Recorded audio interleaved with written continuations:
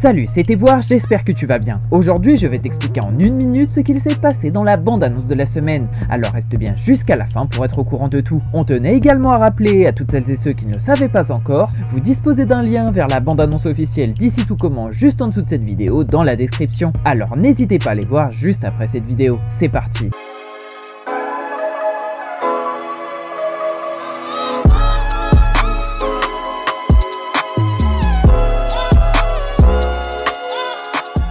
La semaine dernière, l'Institut Auguste Armand a été le théâtre de révélations bouleversantes. Constance, l'infirmière de l'Institut, a confié à son mari Tessier un secret lourd de conséquences. Elle a aidé son père atteint d'une maladie incurable à partir en paix. Cette confession a suscité des tensions, notamment avec Ferdinand Castelmont qui a continué de faire chanter Constance en menaçant de révéler son acte. Bérénice, la sœur de Constance, n'est quant à elle toujours pas au courant du secret qui lui est caché, et Tessier, qui fera toujours tout pour sa femme, a décidé de demander de l'aide au père de Ferdinand afin que son fils n'ait plus aucun pouvoir sur l'Institut. Pour cette semaine dans Ici Tout Commence, Tessier défie Étienne Castelmont dans un duel culinaire sans précédent, car le gagnant récupérera la clé USB sur laquelle Constance révèle toute la vérité sur ce qu'elle a fait à son père. Les tensions entre les deux chefs atteignent leur paroxysme, mettant l'Institut en effervescence. Les étudiants assistent à cette confrontation avec passion, chacun prenant parti pour son mentor préféré. Le problème étant que Tessier n'a pas parlé de son petit marché avec le chef Castelmont à sa femme Constance, qui pense alors que son mari est victime de chantage à son tour et qui décide donc de prendre les devants sur la situation